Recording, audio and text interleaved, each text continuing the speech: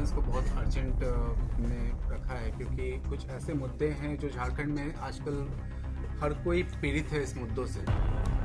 और मैंने एक सोचा कि क्यों ना मैं एक कदम उठाऊं, क्योंकि सेम प्रॉब्लम मेरे साथ भी हो रहा है। हमारे साथ ये प्रॉब्लम हो रहा है, झारखंड के अनेकों लोगों के साथ हो रहा है इस टाइप का प्रॉब्लम, बट वो सामने नहीं आ पा रहे हैं, चाहे वो सक्षम ना हो या फिर उनको अंदर से इतनी ताकत नहीं मिल पा रही है, उनको रूपरेखा नहीं मिल पा रही है कि वो इस प्रॉब्लम को कैसे फेस करें, इसको कैसे समाज में लाएं और इसका सॉर्ट आउट कैसे निकाल सकें। तो उसी चीज़ को मैं एक तरीके से बोल सकता हूँ कि मैंने एक कदम उठाया है समाज के लिए, क्योंकि आज सेम प्रॉब्लम से मैं भी पीड़ित हूँ और मैं ये फेस कर रहा हूँ। तो इसीलिए कॉन्फ्रेंस को रखा गया है। और आप सभी जानते हैं कि झारखंड में ज़मीन के मामले को लेकर के कितने लोग पीड़ित हैं। हर जगह पे आप रांची के देखें या फिर रांची के आसपास के किसी भी इलाकों में देखें, हर इंसान आज अपने ही ज़मीन के लिए लड़ रहा है। आज का माहौल ऐसा हो गया है कि अगर आप अपने ज़मीन पे या फिर अपनी प्रॉपर्टी पे 2 दिन ना जाएं तो तीसरे दिन आपको दिखेगा किसी का वहाँ पे बोर्ड लग चुका है और आप खुद के प्रॉपर्टी में जाने से डरेंगे। क्यों? क्योंकि सामने वाला शायद कोई बहुत बड़ा पॉलिटिशियन हो या कोई दबंग आदमी हो, पैसे से हो, वो ताकत की दम पे आपकी प्रॉपर्टी को अपना बनाने की कोशिश करता है। तो वही मामला जो है आप लोगों के सामने रखूँगा, कुछ तथ्यों को सामने रखूँगा, कुछ प्रूफ्स को सामने रखूँगा कि किस तरीके से लोग आपके ही ज़मीन में आपको काम करने से रोकते हैं। हाँ, क्या है मामला? ये मामला आपका हटिया क्षेत्र का है और ये जो ज़मीन है ये टिपुदाना थाना के अंतर्गत आता है। आप सभी जानते होंगे हटिया और टिपुदाना के बीच में एक पेट्रोल पंप पड़ता है, मधुपुरा पेट्रोल पंप, जो जिसके मालिकाना हक है हमारे एक्स CM मधुपुरा जी। उन्हीं के बगल का ये ज़मीन है, जिस ज़मीन को मैंने पावर के माध्यम से अपने नाम पे लिया हुआ है इस ज़मीन के ऊपर काम करने के लिए, इसके मालिक से, जिसके पूरे दस्तावेज मेरे पास है।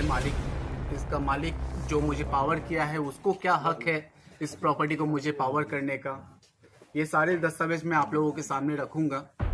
और इस प्रॉपर्टी में हम जब भी काम करने जाते हैं हमको जोर जबरदस्ती रोक दिया जाता है। लास्ट 28 तारीख को भी हमने इसके ऊपर काम किया था। जब तक थोड़ा बहुत काम चला उसके बाद फिर वहाँ से लेबरों को डांट करके जोर जबरदस्ती उनको निकाल दिया गया। मुझसे भी बहुत अभद्र भाषा में बात की गई और बाद में उसी प्रॉपर्टी में बोर्ड लगा दिया गया, जिसका एविडेंस भी आपको दूंगा कि 28 तारीख को जब मैं काम कर रहा था वहाँ पे कोई बोर्ड नहीं था और आज के डेट में वहाँ पे बोर्ड लग गया। उसका भी एविडेंस आप लोगों के सामने। कौन रोक रहा है आपको? ये पूरा कार्यक्रम आप खुद जानते हैं कि कोई बड़ा आदमी सामने खुद आकर के तो रोकता नहीं है, अपने कर्मचारियों द्वारा रुकवाया जाता है। तो मधुपुरा पेट्रोल पंप के कर्मचारी द्वारा, वहाँ के मैनेजर द्वारा ये चीज़ रुकवाया जाता है। पहले भी हमारे मधुपुरा जी से बात हुई थी इस मामले को लेकर के, तो उन्होंने बोला था कि हम लोगों को कोई प्रॉब्लम नहीं है, अगर ये आपका ज़मीन है तो आप प्रूफ रखिए और आप काम कीजिए। तो हमने सारे डॉक्यूमेंट उनको दिए कि आप चेक करवा लें डॉक्यूमेंट को, और ये कई महीनों पहले की बात है। उसके बाद उनके तरफ से कोई हाँ ना का कोई हमारे पास ऑर्डर नहीं आया कि क्या करना है नहीं करना है। वो हमसे फिर मिले ही नहीं। हमने बहुत बार उनसे मिलने की कोशिश की, उनके मैनेजर को इन्फॉर्म किया कि सर से बोलिए हमसे मिलेंगे क्योंकि हमको उसमें काम करना है। तो वो मिले नहीं। तो लास्ट हमने खुद सोचा कि जब उनको ऑलरेडी डॉक्यूमेंट दे दिया, इतने दिनों से उनके तरफ से कोई खबर नहीं आ रही है, तो हम खुद काम करते हैं। तो 28 तारीख को जब हमने वहाँ पे कदम रखा फिर से काम करने के लिए, तो फिर हम लोगों को वहाँ पे काम करने से रोक दिया गया। ये ज़मीन मैं आपको बताना चाहूँगा, नो डाउट ये ज़मीन में बहुत पुरानी हिस्ट्री है चीज़ों को लेकर के, ठीक है।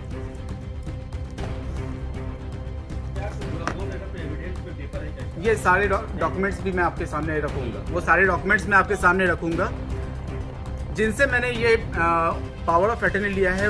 उनके माता जी के नाम पे ये प्रॉपर्टी थी। अभी उनकी माता जी यहाँ पे नहीं है, स्वर्गवास हो चुका है उनका डेथ सर्टिफिकेट भी मैं आपके सामने पेश करूँगा। ये डेट बना था 26/7/2060 में, 26/7/2060 में, और ये डेट हुआ था सरला देवी के नाम पे। सरला देवी ने ये ज़मीन को लिया था रामगति सिंह के तरफ से, और ये रामगति सिंह को ये प्रॉपर्टी मिली थी कोर्ट के माध्यम से। कोर्ट में जो केस चल रहा था, ये मुंसिफ पहले 1960 के दौर पे हम लोग मुंसिफ कोर्ट के थ्रू ही हर प्रॉपर्टीज को केस लड़ा करते थे। तो ये केस का जो ऑर्डर आया था वो आया था 3/7/2060 में।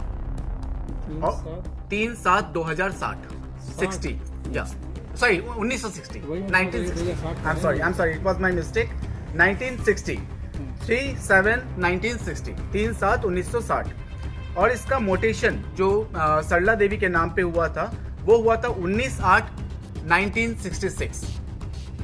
ठीक है, और इसका बाकायदा लगान भरा जा रहा था। आज भी सरला देवी के नाम पे ही इसका मोटेशन भी है और रसीद भी आज के डेट में अप टू डेट उन्हीं के नाम पे कट रहा है। जब ये सारे चीज उनके नाम पे हो रहे हैं तो फिर इस प्रॉपर्टी में किसी और का दावा करना मुझे कहीं से कहीं तक सही नीति नहीं लगती है। अगर ये उनके नाम पे अगर वो बोलते कि अगर वो दावा करते हैं कि उनके नाम पे ये प्रॉपर्टी है तो ये गलती मैं किसकी समझूंगा? या तो मधुकोड़ा जी का ये प्रॉपर्टी का गलती समझूं कि मधुकोड़ा जी अगर गलत डॉक्यूमेंट बना के पेश कर रहे हैं, या फिर सरकारी नीति बोलूंगा कि एक ही प्रॉपर्टी को 2 जगह रजिस्ट्री कर दिया गया जिसका डबल मोटेशन कर दिया गया, जबकि आज तक मधुकोड़ा जी ने अपना मोटेशन तो शो किया नहीं है, ना ही कोई डॉक्यूमेंट उन्होंने अपना शो किया है। वो वर्बल अपना सिर्फ अभी दावा कर रहे हैं कि ये प्रॉपर्टी हमारी है। ठीक है, वो एविडेंस भी मैं आप लोगों के सामने पेश करता हूँ। फर्स्ट थिंग, जो 28 तारीख को हमने काम किया था और हम लोगों को रुकवाया गया था, उसके लिए हमने डीसी ऑफिस और एसएसपी ऑफिस को हमने अवगत करवाया कि सर ऐसे मामले हैं। सारे डॉक्यूमेंट्स के साथ उनको मैंने दिया कि सर हम लोग ये प्रॉब्लम फेस कर रहे हैं, प्लीज इसके ऊपर आप लोग एक सही निर्णय कर दिया गया। जबकि आज तक मधुकोड़ा जी ने अपना मोटेशन तो शो किया नहीं है, ना ही कोई डॉक्यूमेंट उन्होंने अपना शो किया है। वो वर्बल अपना सिर्फ अभी दावा कर रहे हैं कि ये प्रॉपर्टी हमारी है। ठीक है, वो एविडेंस भी मैं आप लोगों के सामने पेश करता हूँ। फर्स्ट थिंग, जो 28 तारीख को हमने काम किया था और हम लोगों को रुकवाया गया था, उसके लिए हमने डीसी ऑफिस और एसएसपी ऑफिस को हमने अवगत करवाया कि सर ऐसे मामले हैं। सारे डॉक्यूमेंट्स के साथ उनको मैंने दिया कि सर हम लोग ये प्रॉब्लम फेस कर रहे हैं, प्लीज इसके ऊपर आप लोग एक सही निर्णय ले और इसका जांच करें। तो ये दोनों लेटर हमने दिया था जिसका हमें रिसीविंग मिला है।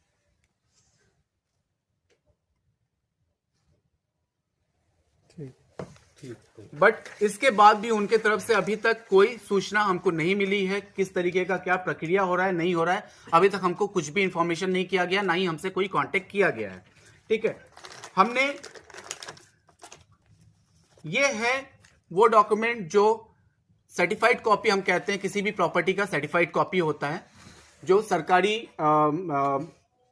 रिकॉर्ड में रखी जाती है कि प्रॉपर्टी किसकी है, किस माध्यम से आई। इस डॉक्यूमेंट में ये सारे दर्ज किए हुए हैं कि प्रॉपर्टी किस तरीके से आई है, कौन से केस के माध्यम से आई है, किसके पास ये केस चल रहा था, किस तरीके से ये प्रॉपर्टी इनको हैंडओवर हुआ है। ये सारे साइकिल इसमें दिए हुए हैं, ये भी मैं आप प्रेस वालों को दे दूंगा।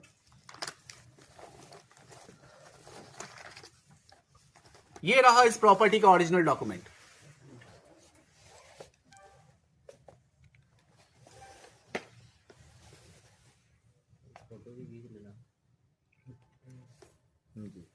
इसका कॉपी भी मैं आप लोगों को अवेलेबल करवा दूंगा। ठीक है, ये डॉक्यूमेंट ये कहता है कि ये प्रॉपर्टी श्रीमती स्वर्गीय सरला देवी के नाम पे है। ठीक है, सरला देवी के देहांत के बाद मैं उनका आपको डेथ सर्टिफिकेट दिखाता हूं, प्लस उनका आईडी भी दिखा देता हूं।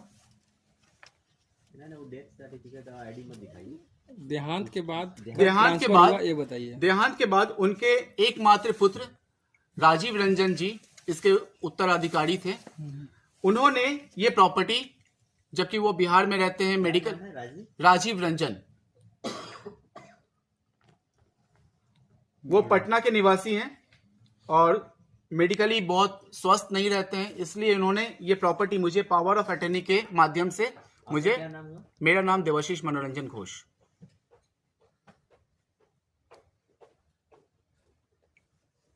तो उन्होंने पावर ऑफ अटर्नी के नाम से आपको दिया? पावर ऑफ अटर्नी के माध्यम से ये प्रॉपर्टी मुझे दिया गया है। ये है राजीव रंजन जी।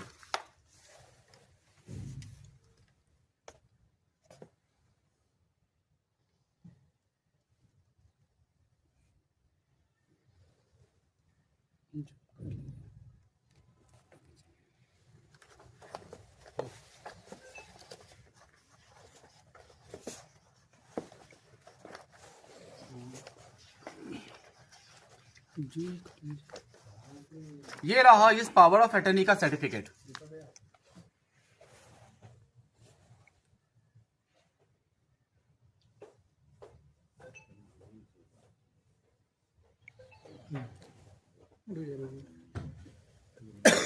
ये जो पावर ऑफ अटर्नी आपको मिला ये रजिस्टर्ड है? जी हाँ, इसका सर्टिफिकेट भी है।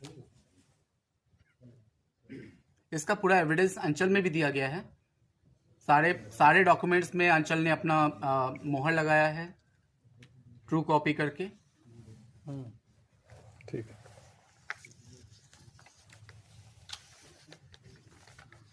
अगर मैं रजिस्टर 2 की बात करूं तो आज भी ये प्रॉपर्टी रजिस्टर 2 में सरला देवी के नाम से दर्ज है।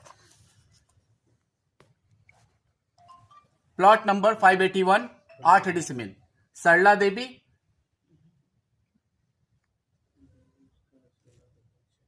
प्लॉट नंबर कितना है? 581। मौजा कौन सा है? ये मौजा आपका पड़ेगा पुगड़ू, ये कौन सा अंचल में आता है? नामकुम।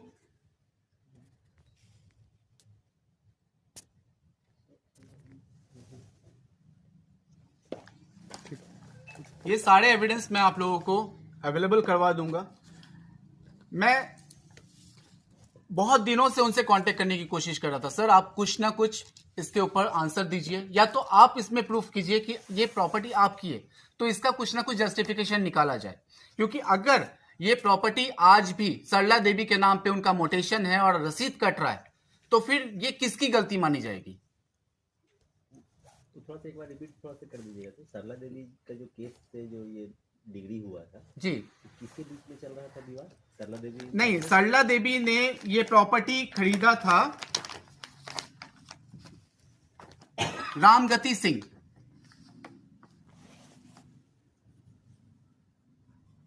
और केस जो हुआ था रामगति सिंह और मिस्टर उड़ाव के बीच में। केस किस मामले को लेकर था? सर ये कन्वर्जन का होता था उस टाइम पे, जो मुंसिफ कोर्ट के थ्रू किया जाता था। तो जैसे आज मिस्टर डीसी उरांव का कोर्ट पूरा से नाम? डीसी के थ्रू होता है, पहले मुंसिफ कोर्ट के थ्रू होता था। तो मिस्टर उरांव जो बोल रहे हैं बहरा पूरा- उड़ाव, मिस्टर बहरा अच्छा, उड़ाव बहरा। जी। आज जैसे डीसी कोर्ट के ऑर्डर से आप किसी प्रॉपर्टी को आप कन्वर्ट करते हो, कंपनसेशन करते हो, तो 1960 के टाइम पे ये मुंसिफ कोर्ट के थ्रू हुआ करता था। उस समय डीसी कोर्ट की कोई ये नहीं थी। मतलब ये जमीन नाम पे जो हुआ है 19/8/1966। पोजीशन में आप बोलेंगे तो सभी है, क्योंकि हमने भी एक बार काम किया जबकि वो प्रॉपर्टी में पूरा का पूरा घेरा हुआ है, वहां पे कोई रहता नहीं है, ठीक है। तो पूरा बाउंड्री किया हुआ है। जब हमने काम करना स्टार्ट किया, इसके पहले कोई नहीं